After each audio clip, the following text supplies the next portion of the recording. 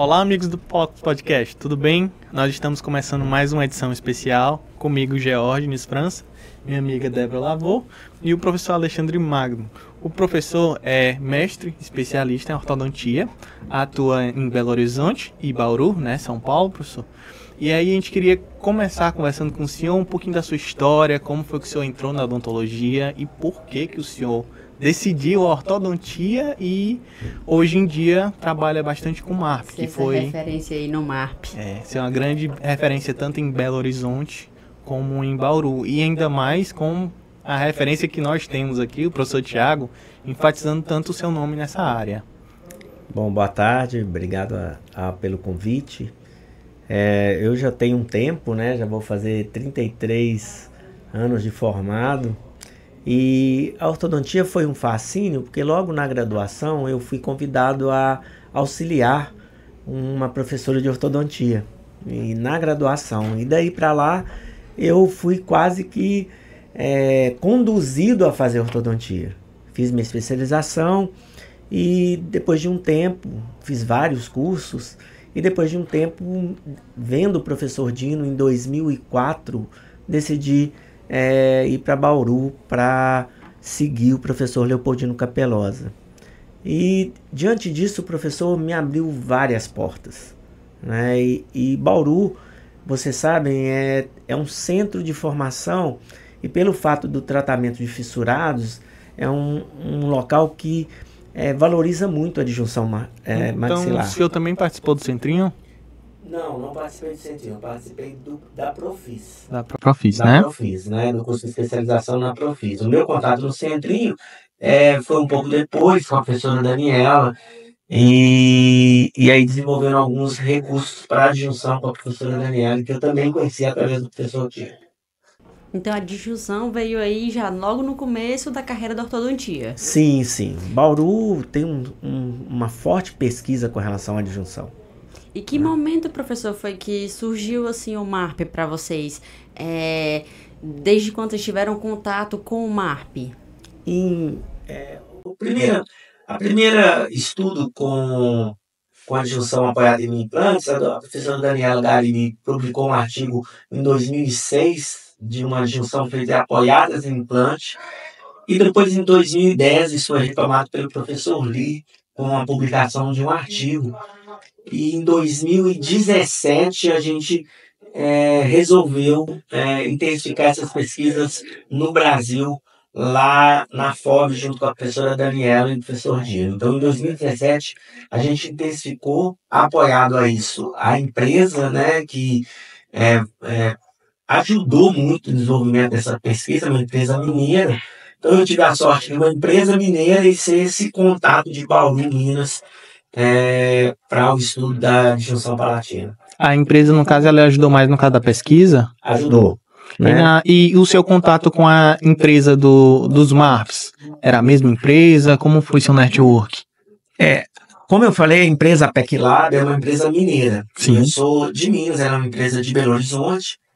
E quando a gente quis iniciar, o dono da empresa, o senhor Paulo, ele apoiou muito as nossas pesquisas. A Dani precisava, eu vou falar da Dani, a professora Dani Garini, a Dani, além de tudo, é uma irmã, e ela precisava desenvolver algumas pesquisas, e o professor Dino pediu que estabelecesse esse contato entre eu e ela, e aí a gente começou a desenvolver algumas pesquisas de disjunção, como o disjuntor diferencial. Depois a gente migrou para o MARP com o desenvolvimento dos outros disjuntores, o 2S, por exemplo, intensificou muito a pesquisa, e depois eu participei do desenvolvimento dos outros disjuntores. Vamos assim lá para os bastidores mesmo. Como foi isso? Assim, fazia disjunção até que idade? De onde veio a ideia de colocar um mini implante, apoiar em mini implante para ter essa abertura aí? A disjunção era apoiada em artigos antigos, que estabeleciam uma idade limite para a disjunção, onde o prognóstico caía muito, 17 anos para os homens, baseados na literatura, e 15 anos para as mulheres, porque elas sofrem uma ossificação mais precoce. E a ideia de usar o mini implante foi justamente na expectativa de poder ampliar essa possibilidade terapêutica para idades mais avançadas. Então no início era bem rudimentar, a ideia era fixar com 2 mini implantes para que a gente pudesse ampliar essa idade. Depois a pesquisa foi se desenvolvendo muito e hoje a gente tem uma qualidade muito grande da junção de pacientes adultos. Muito grande. Tanto em adultos como os novos hoje que eu vi atualizados. Eu não tinha visto um caso acho que era um paciente de 9 anos que a gente instalou, que o senhor instalou o caso do MARP, né? Essa parte a gente já não vê, a gente viu mais Hirax e RAS, que digamos assim que é o padrão ainda, né? Aí como o senhor falou, é uma atualização, é uma novidade. Então a gente nunca tinha visto aí a mais. um MARP. Então, o paciente não tem a possibilidade de colocar uma banda, né? Porque tem a perda dos elementos dentários, não tem onde apoiar. E aí você vai adiar mais um pouquinho o tratamento por conta disso. Já não era uma sacada que não tinha acontecido ainda. Aí se eu venho, então, ó, gente, dá pra gente usar assim, assim, assim. E já é uma sacada mais evolutiva. E o MARP eu acho um trabalho mais refinado, digamos assim, que o próprio RAS e o Hirax, na minha visão. Mas os dois funcionam excelentemente como o MARP. A diferença é colocar um mini implante, anestesiar um pouquinho no palato, que causa um incômodo, né, professor? E o que tem que ser estabelecido professor Dino, eu mencionei isso na aula, e a gente tem protocolos muito bem definidos de indicação. É o que ele falou, ele está definindo um padrão, né? Vamos fazer um padrão de tratamento dos pacientes. Então, se a gente imaginar em pacientes até 11 anos, a possibilidade de disjunção com disjunção convencional, ela é em torno de 100%. O nosso acerto, talvez pelo nosso know-how de disjunção, o fato de fazer várias disjunção, então nessa faixa etária, o nosso índice de acerto é muito grande, da literatura de uma forma geral, né? Sim. Então, nessa idade, se você pensar assim, num procedimento mais invasivo para usar 2 mini implantes, a gente não vê como indicação, a não ser que eu pego um paciente, né, que não tenha ancoragem dentária adequada para a confecção de um RAS ou Hirax, e nessa situação eu vou usar um MARP, né? Então, fica um protocolo bem definido. Até 11 anos, se eu tiver que priorizar, eu vou priorizar uma disjunção convencional. Agora, numa situação especial, onde eu não tenho uma ancoragem adequada, aí o MARP vem para ajudar nessa fase, né? E nas fases futuras, onde o diagnóstico começa a ficar duvidoso, né? Até uma idade avançada, onde o prognóstico com a disjunção convencional era muito ruim. Sim. Então o MARP ele realmente amplia essa possibilidade terapêutica da disjunção em pacientes com idade bem avançada. Perfeito. Professor, e um ortodontista que não teve contato assim quando fez especialização, se hoje em dia ele quisesse começar a trabalhar com MARP, você acha que ele consegue, através de um artigo, um protocolo, instalar, ou teria que fazer um curso para ter essa habilidade em instalação do MARP? A literatura hoje é muito vasta com relação ao MARP, né? A nossa equipe, que a gente chama de equipe MARP, né? E a gente fez uma brincadeira que ela no início chamou a equipe do café com leite, né? Porque se vocês retomarem na história, uma época a política brasileira era São Paulo-Minas. Sim. Chamava a política do café com leite. Então a gente fez o grupo de pesquisa e brincou, né? Falamos, vai ser a equipe do café com leite, MARP, Minas, São Paulo. Então a gente tem uma literatura vasta, já de publicações, tem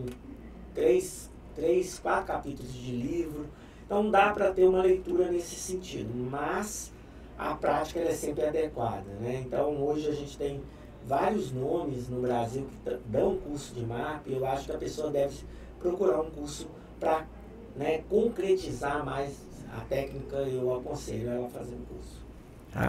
O mais ideal, né, professor? Porque assim, MARP a gente pode ver várias pessoas fazendo, mas aplicando a técnica do MARP correta, que é como a gente estava até conversando na aula. Onde a gente vai localizar o MARP, que pode ser na região mais posterior do palato ou na região mais anterior, né? Onde fixar o mini implante, e tudo isso pode ter uma certa inclusive o tamanho do mini implante, né? Sim. Que a gente estava conversando. São quantos tamanhos mesmo, professor? Hoje, quando a técnica começou, a PECLAB contava com 4 mini implantes. Sim. Aí, com 4 mini implantes, né? Hoje tem mais. Hoje são 6 modelos de mini implantes. São 6 modelos. Aí, se você entregar um kit para um ortodontista, ele provavelmente vai instalar ou o que ele pensar que é mais adequado, não é?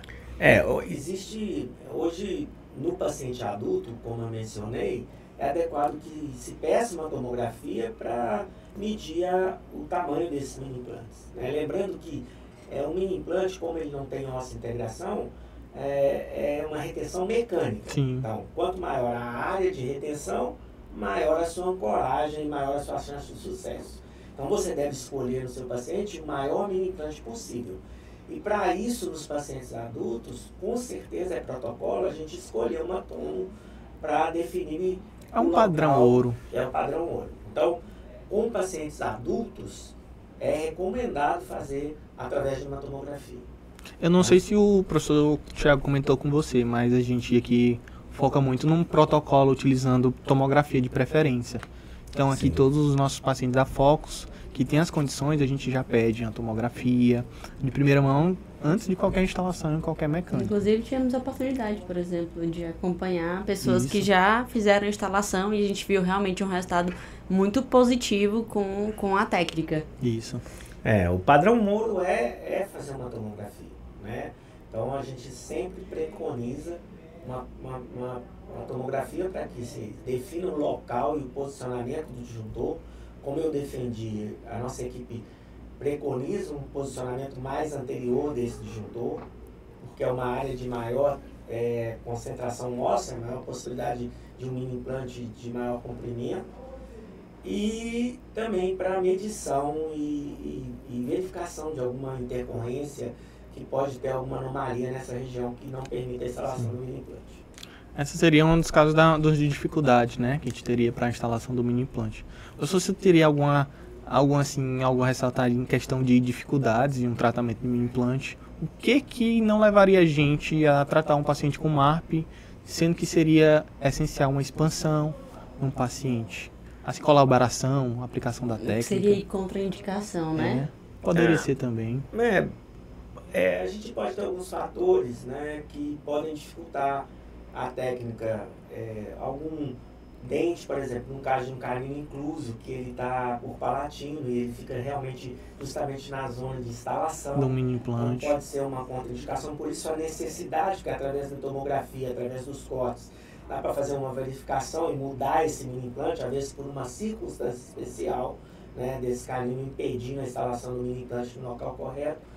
Mas, via de regra, a instalação do mini implante no palato, ela é muito tranquila, né, porque é uma região que você não corre risco de comprometer nenhuma estrutura, né, é uma região segura. Né. Tem um artigo na literatura, o implante no palato ele tem em torno de 97% de chance de sucesso. Então é uma região muito propícia à instalação desse mini implante e muito segura.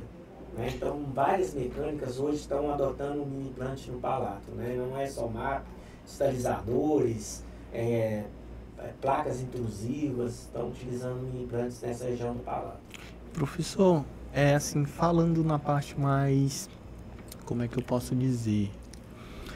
Na instalação do MARP, tá? A gente que é ortodontista, a gente tem costume de instalar um mini implante com a chavezinha de mini implante, a cabecinha é diferente do mini implante do MARP. Como é que a gente instalaria o mini implante do palato, utilizando um motor, tem algum motor específico, algum equipamento, algum guia para colocar o MARP? Como é que o senhor faz esse protocolo hoje?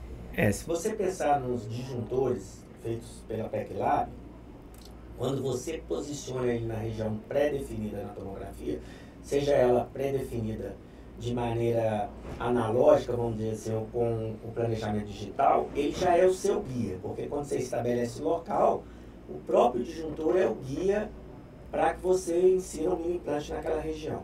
Isso pode ser feito de duas maneiras. Né? Pode ser feito com um motor de implante, onde a gente mostrou o protocolo de instalação, e pode ser feita de maneira manual. O kit da PECLab, ele tem chaves que permitem ao ortodontista instalar isso de maneira manual. Como? A chave de mini implante da PECLab, ela é acoplada no contraângulo. Então, quando você acopla essa chave no contraângulo, ele permite você fazer um giro e instalar esse mini implante no palato, através dessa união do contraângulo tradicional de uso rotineiro de vocês com a chave da PEC-Lab. E seria uma chavezinha rotatória, né? No caso, no cabo do contra-ângulo. Isso. Aí teria um cabeçotezinho adaptador, não teria? Não. A própria chave de inserção do mini implante foi feita para ser uma broca de contra-ângulo. Essa chave de inserção, ela entra no contra-ângulo convencional e permite você fazer a instalação. A chave do MARP, a região de contato com o mini implante, é diferente do mini implante intraradicular. Porque quando você pensa no mini implante radicular, a chave ela abraça a cabeça do mini implante. A chave de MARP não. Ela entra na cabeça. Ela encaixa ali. Ela é um encaixe quadrado. Então, dá para fazer com contra-ângulo tranquilamente. Lógico que o motor de implante facilita, porque é mais rápido, isso é mais tranquilo, mas manualmente dá para fazer. Quando você atinge um torque que o contra-ângulo não roda mais, no kit vem um torquímetro, que é igual a um torquímetro de implante, e uma chave adaptada a esse torquímetro que tem no kit de instalação, que te permite fazer o restante da instalação de maneira manual, tranquilamente. Então, no caso, o mini implante de MARP, a chave é igual para todos, né, doutor? Sim. É universal para todos os tipos de mini implante. Sim, os 6 modelos têm a mesma cabeça, vamos falar assim, típica do mini implante.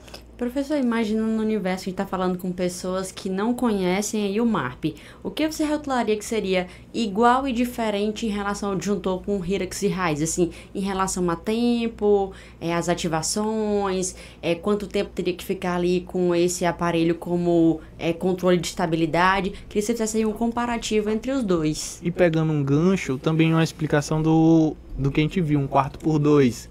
Porque geralmente a gente faz um protocolo de primeiro expandir e depois a gente coloca o aparelho. Entendeu? No caso, no 4x2... quando coloca a mecânica fixa junto. Sim. Primeiro, esse comparativo entre o MARP e a disjunção convencional, né? Haas e Hirax. Em matéria de ativação, né? A ativação, a gente usa a ativação preconizada pelo professor Haas, né? Se a gente pensar em Haas e Hirax, a gente faz 2/4 de volta no ato da instalação e 1/4 de volta de manhã e 1/4 de volta noturno, 12 horas nesse intervalo de ativação, né? O MARP segue o mesmo raciocínio, 2/4 de volta no ato da instalação e 1/4 de volta pela manhã e 1/4 de volta 12 horas depois. Qual foi a mudança que a gente preconizou ao ver os resultados de algumas pesquisas que nós fizemos?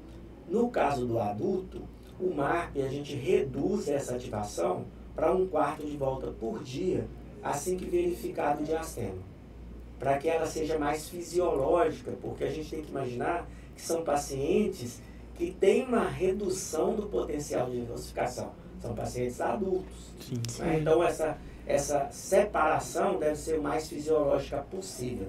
Então, existe uma diferença do tempo. Né? Vamos pensar assim, num paciente de uma idade favorável, como 11 anos de idade, talvez aí com 7 a 10 dias a gente já terminou o processo todo de ativação da disjunção. Num paciente adulto, esse processo é prolongado às vezes até por 30 dias, justamente porque seja mais fisiológico para esse paciente. No que diz respeito à contenção, né, se a gente pega na literatura os pacientes mais jovens, o aparelho disjuntor deve ser mantido em torno de 6 meses.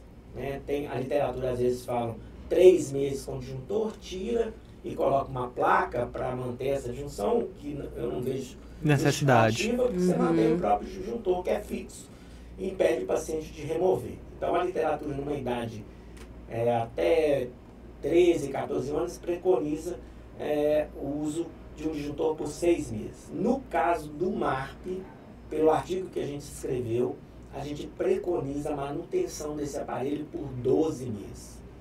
Né? Com 12 meses, a maioria dos pacientes estavam com mais de 50% da região já ossificada. Então, a gente preconiza 12 meses, baseado nesse artigo que a gente escreveu em 2023. Então, no caso, a movimentação do 4x2 é benéfica, né? Já vai adiantando, trabalhando.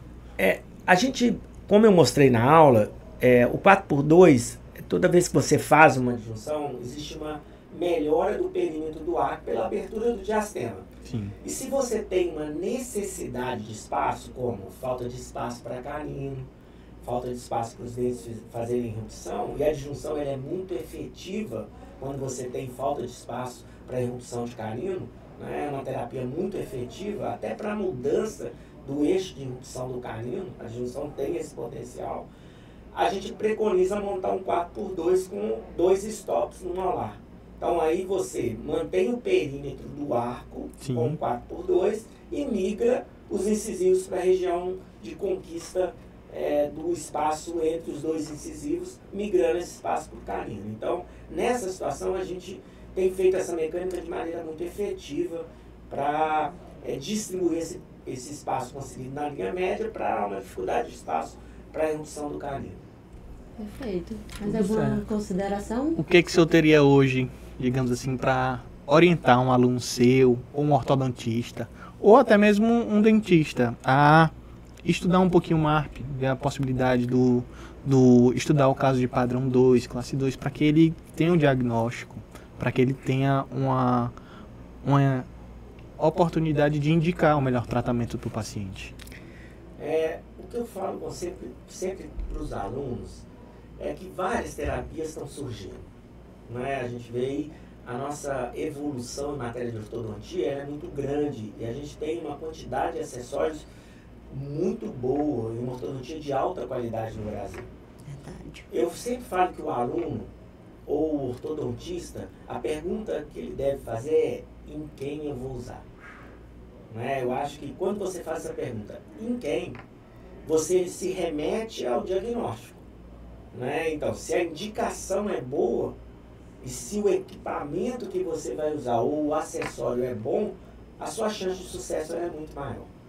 Né? Então, eu sempre dou esse conselho para os meus alunos. Procurem ter uma formação muito consistente em matéria de diagnóstico. Porque aí você vai saber usar esse acessório de maneira muito mais eficiente. E o MARP, ele também é um acessório. Né? Ele é uma técnica que, acima de tudo, deve ser bem indicada. Sim. Né? Se ele é bem indicado, a sua chance de sucesso ela aumenta muito. E por isso a valorização da nossa equipe, né? O professor Leopoldino, ele tem essa força com relação ao diagnóstico. E aí a gente que está junto dele e acredita, a gente procura alocar esses acessórios dentro de uma indicação correta. Então, acho que se eu tivesse que dar um conselho para os alunos, procurem concretizar essa indicação. Né? Porque se você sabe para onde você está indicando sua terapia, tudo fica mais fácil, tudo fica mais tranquilo e o seu paciente vai sair ganhando com essa possibilidade. Eu acho que ficou perfeito, professor. Acho que melhores palavras para indicar um tratamento benéfico a um paciente e uma orientação ao dentista, não teria como melhor palavra para descrever isso. E lá no início, ver realmente da base, para daí você escolher o melhor artifício. Não adianta o melhor aparelho se você não está colocando na pessoa adequada a usar aquela mecânica, aquela aparelhagem, né? Professor, muitíssimo obrigado por ter vindo aqui hoje.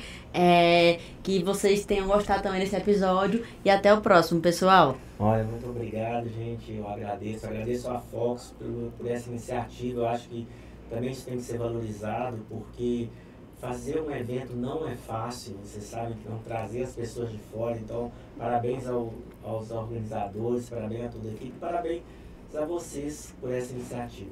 Tá? Obrigado. Obrigada.